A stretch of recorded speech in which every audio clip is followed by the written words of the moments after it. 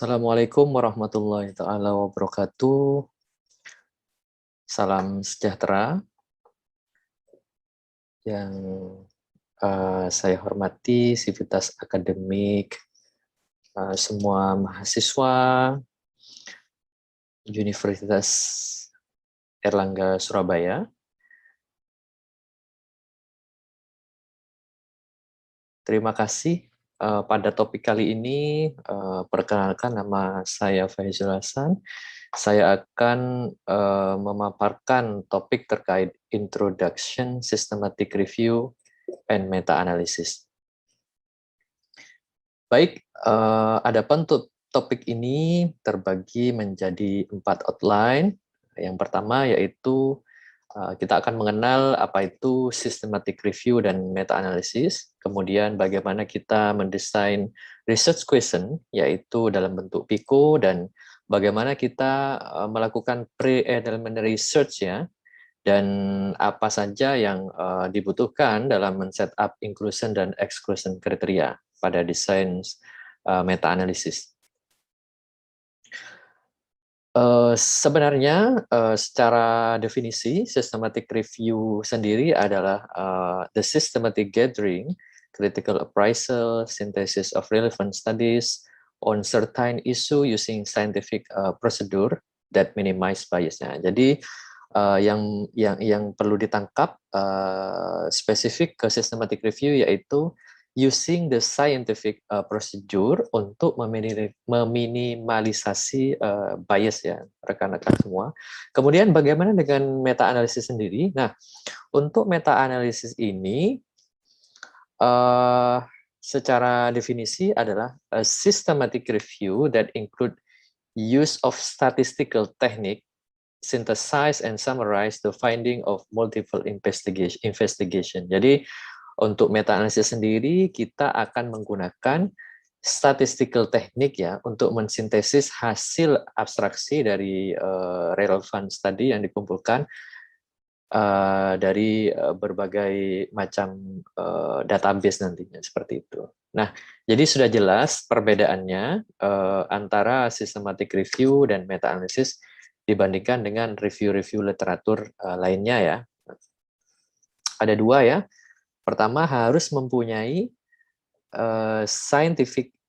using scientific procedure to answer question dan menggunakan statistical analysis ya untuk sintesis. Nah, ini secara analogi kalau digambarkan di sini review literatur secara garis besar pada lingkaran oranye ini ya, dan kemudian systematic review lebih sistematis atau lebih spesifik, sedangkan yang meta-analysis sendiri pada lingkaran yang berwarna hitam. Kemudian secara hierarchy of evidence, systematic review dan meta-analysis menduduki puncak hierarki. Ini adalah traditional hierarchy of evidence ya. Kemudian yang terbaru yaitu sekarang berganti seperti ini.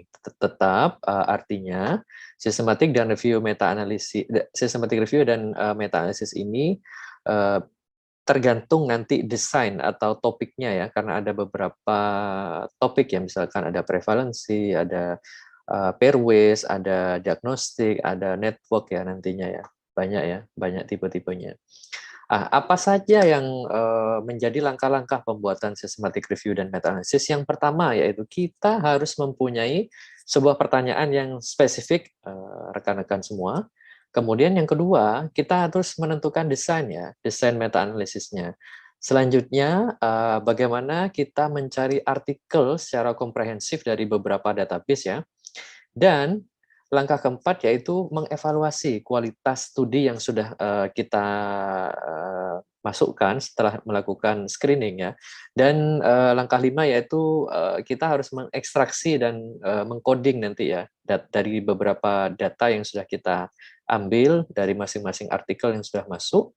Kemudian kita harus menentukan effect size ya, dengan apa, misalkan nanti bisa berupa HG, Cohendy, mean difference, standardized mean difference, dan lain-lain. Itu kita harus menentukan ya. Dan yang terakhir yaitu menganalisa datanya, seperti itu.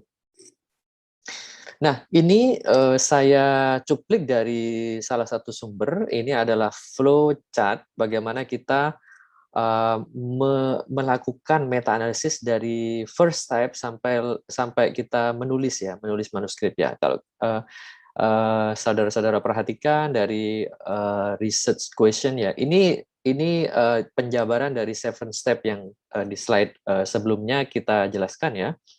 Jadi bagaimana kita mendesain research questions dalam bentuk format PICO ya, dan bagaimana kita melakukan pre-elementary research ya, mencari ide apakah ide itu sudah dilakukan oleh orang lain atau memang itu adalah belum dilakukan ya, sehingga menjadi suatu novelty bagi kita. Dan bagaimana kita men-set up ya, kita akan pelan-pelan masuk ke berbagai step-step di sini ya, dan bagaimana kita melakukan search strategy dan apa saja yang menjadi konsiderasi pemilihan database ya.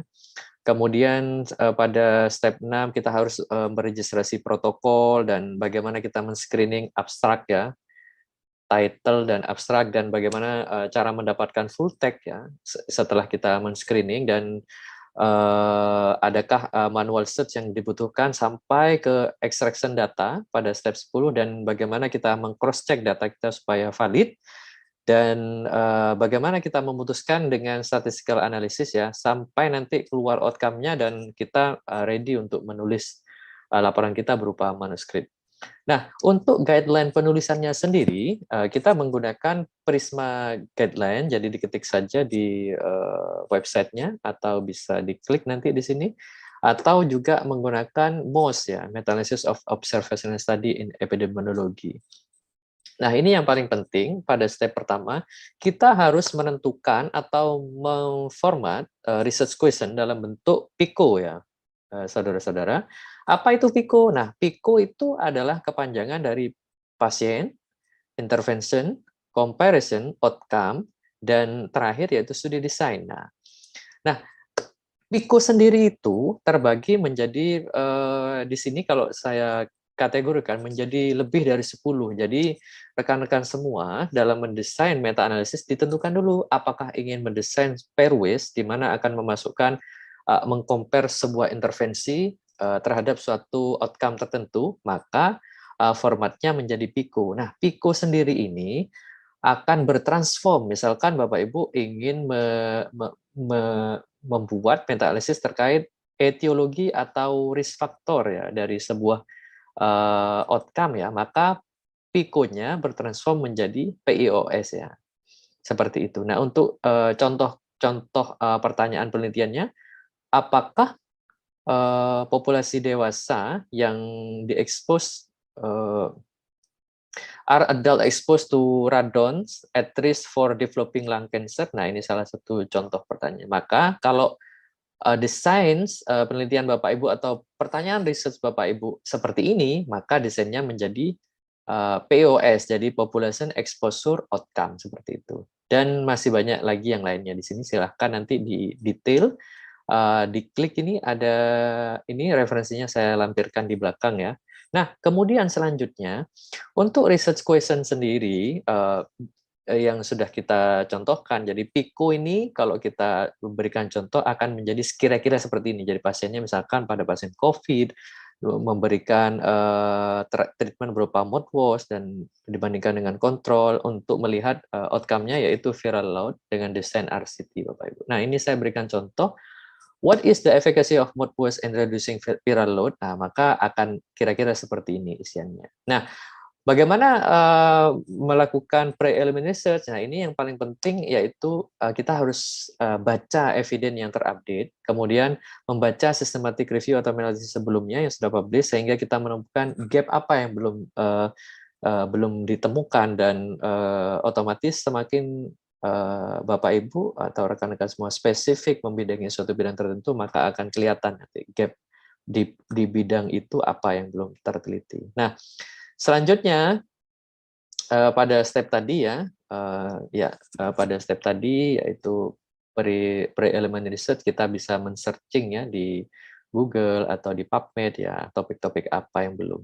Nah, Untuk mendesain suatu meta-analisis, project organization-nya minimal dikerjakan oleh 2 orang, Bapak Ibu. Kemudian minimal sudah memiliki training ya, atau sudah memiliki gambaran jelas tentang guideline yang sesuai dengan Prisma tadi ya.